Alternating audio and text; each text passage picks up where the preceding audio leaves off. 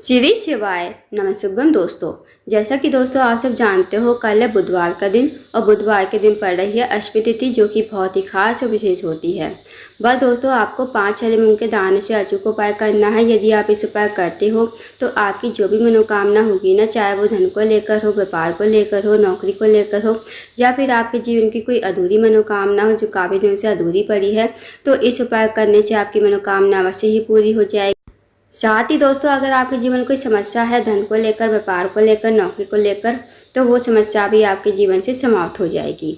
पूज्य गुरु जी कथा को सुनकर उपाय को अच्छे से समझाने का प्रयास करेंगे। तो आइए दोस्तों, जानते हैं उपाय कैसे करना है। दोस्तों, पहला जो उपाय है वो है मनोकामना पूर्ति के लिए। यदि आपकी कोई मनोकामना है काफ़ी दिनों से अधूरी पड़ी है तो इस उपाय को अवश्य कीजिएगा। इस उपाय करने के लिए आपको लेने हैं 5 हरे मूंग के दाने, साथ ही आपको लेना है 1 लोटा जल तांबे के पात्र में। अब जो दोस्तों आप 5 हरे मूंग के दाने लोगे ना, वो खंडित नहीं होने, इस बात का ध्यान रखना। उसके बाद दोस्तों, इस उपाय का आप सुबह से लेकर शाम तक कभी भी कर सकते हो। अब आपको चले जाना है शिव जी के मंदिर में। शिव जी के मंदिर में जाकर सबसे पहले जो आपके पास 5 हरे मूंग के दाने हैं, उनमें से 4 दाने आपको 4 स्थानों पर समर्पित करने हैं। सबसे पहला जो स्थान है वो है दोस्तों गणेश जी का स्थान। अब आप सबको पता होगा कि शिव जी का जो पूरा परिवार है वो जलाधारी पर विराजमान है, तो आपको सबसे पहला हरा मूंग का दाना गणेश जी के स्थान पर समर्पित कर देना है। गणेश जी का जो स्थान होता है जलाधारी के राइट साइड पर होता है, तो वहाँ पर आपको पहला हरा मूंग का दाना समर्पित कर देना है श्री शिवाय नमस्तुभ्यम कहते हुए। अब दोस्तों, दूसरा हरा मूंग का दाना आपको समर्पित करना है भगवान कार्तिक के स्थान पर। भगवान कार्तिक का जो स्थान होता है वो होता है जलाधारी के लेफ्ट साइड पर, तो वहाँ पर आपको दूसरा हरा मूंग का दाना समर्पित कर देना है श्री शिवाय नमस्तुभ्यम कहते हुए। अब जो दोस्तों तीसरा हरा मूंग का दाना है वो आपको समर्पित करना है माता असोसुंदी के स्थान पर। अब दोस्तों, माता असोसुंदी का जो स्थान होता है जलाधारी के बीचों बीच में होता है, मोटी सी लाइन बनी होती है नाग देवता की तरह, तो वहाँ पर आपको तीसरा हरा मूंग का दाना समर्पित कर देना है श्री शिवाय नमस्तुभ्यम कहते हुए। अब दोस्तों, चौथा हरा मूंग का दाना आपको समर्पित करना है पार्वती माता की हस्तकमल पर। अब पार्वती माता का हस्तकमल जो होता है, आपने देखा होगा शिवलिंग जहाँ विराजमान होता है, नीचे आप देखोगे गोल गोल कटी भाग होता है, तो वो जो पूरा का पूरा गोल एरिया होता है ना, वो माता पार्वती का हस्तकमल होता है। तो वहाँ पर आपको कहीं भी चौथा हरा मूंग का दाना समर्पित कर देना श्री शिवाय नमस्तुभ्यम कहते हुए।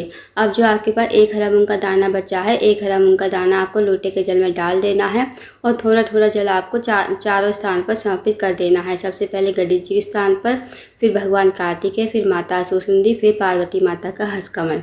अब जितना भी जल बचेगा ना, वो आपको अपने हाथ में लेना है, भगवान से प्रार्थना करनी है कि हे महादेव, मेरे जीवन की ये मनोकामना है, काफ़ी दिनों से अधूरी पड़ी है, आप मेरी मनोकामना को पूर्ण करें। उसके बाद आपको लोटे का जल शिवलिंग के ऊपर श्री शिवाय नमस्तुभ्यम कहते समर्पित कर देना है। जो हरा मूंग का दाना है वो भी आपको शिवलिंग के ऊपर ही समर्पित कर देना है। 2 मिनट आपको मंदिर बैठना है, श्री शिवाय नमस्तुभ्यम का जाप करना है। अब आपको भगवान को प्रणाम करते हुए, विनती करते हुए आपको अपने घर पर आ जाना है। तो दोस्तों करके देखिएगा, बहुत ही अचूक विशेष उपाय है।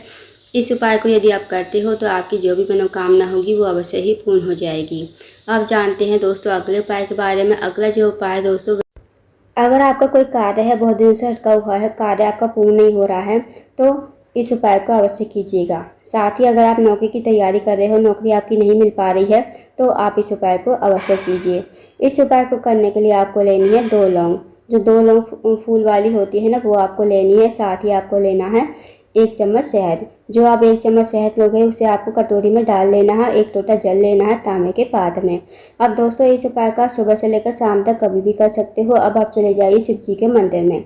शिव जी के मंदिर में जाकर सबसे पहले आपको 1 लोटा जल शिवलिंग के ऊपर श्री शिवाय नमस्तुभ्यम कहते हुए समर्पित कर देना है। उसके बाद जो 2 लौंग है, 2 लौंग को आपको शहद वाली कटोरी में डाल देना है। इस कटोरी को आपको हाथ में लेना है, भगवान से प्रार्थना करनी है कि हे महादेव, मेरे जीवन का ये कार्य है, बहुत दिनों से अटका हुआ है, आप मेरे कार्य को पूर्ण करवाए। तो आपको ऐसी प्रार्थना विनती करते हुए 2 लौंग और शहद को आपको शिवलिंग के ठीक ऊपर समर्पित कर देना है श्री शिवाय नमस्तुभ्यम कहते हुए। उसके बाद 2 मिनट आपको मंदिर बैठना है, श्री शिवाय नमस्तुभ्यम का जाप करना है। अब आपको भगवान को प्रणाम करते हुए, विनती करते हुए आपको अपने घर पर आ जाना है। तो दोस्तों करके देखिएगा, बहुत ही अचूक विशेष उपाय है। इस उपाय को यदि आप करते हो तो जो भी आपका कार्य अटका हुआ है वो कार्य आपका पूर्ण हो जाएगा।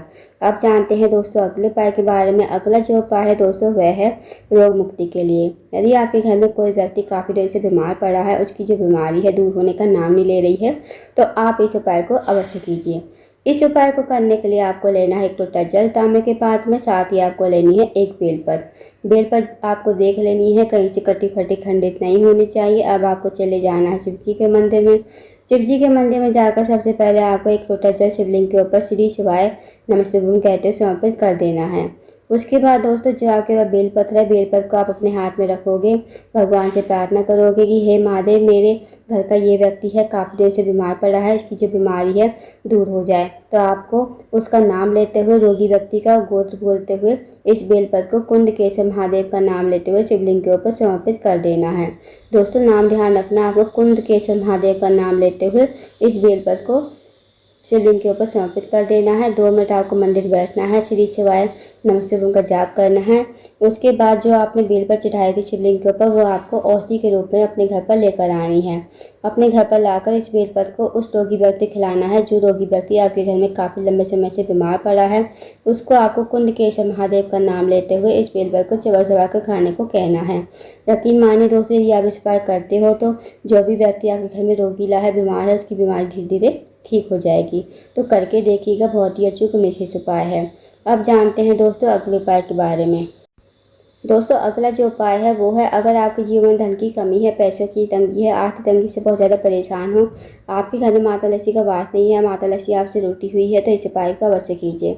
इस उपाय करने के लिए आपको लेना है 1 लोटा जल तांबे के पात्र में, साथ ही आपको लेना है छोटा सा गुड़ का टुकड़ा, और आपको लेनी है 7 चने की दाल। जो आप चने की दाल लोगे ना वो खंडित नहीं होनी चाहिए, इस बात का ध्यान रखना। अब आपको चले जाना शिव जी के मंदिर में। शिव जी के मंदिर में जाकर सबसे पहले आपको चने की दाल थोड़ी सी गीली कर लेनी है। गीली करने के बाद जो आपके पास गुड़ का टुकड़ा है वो आपको लोटे के जल में डाल देना है, और चने की दाल आपको शिवलिंग के ऊपर श्री शिवाय नमः शिवाय कहते हुए समर्पित कर देनी है।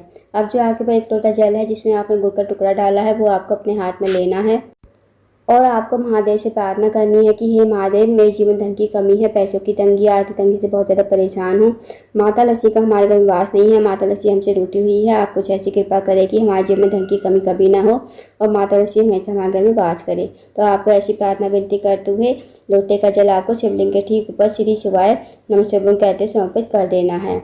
2 मिनट आपको मंदिर बैठना है, श्री शिवाय नमः शिवाय का जाप करना है। उसके बाद आपको भगवान को प्रणाम करके विनती करके आपको अपने घर पर आ जाना है। तो दोस्तों करके देखिएगा, बहुत ही अचूक विशेष उपाय है। इस उपाय को यदि आप करते हो तो जो भी आपकी धन की समस्या है वो समस्या आपकी दूर हो जाएगी। तो दोस्तों ये थे कुछ विशेष उपाय जो आपको बुधवार की अष्टमी तिथि के दिन करने हैं। इन उपाय को अवश्य कीजिए।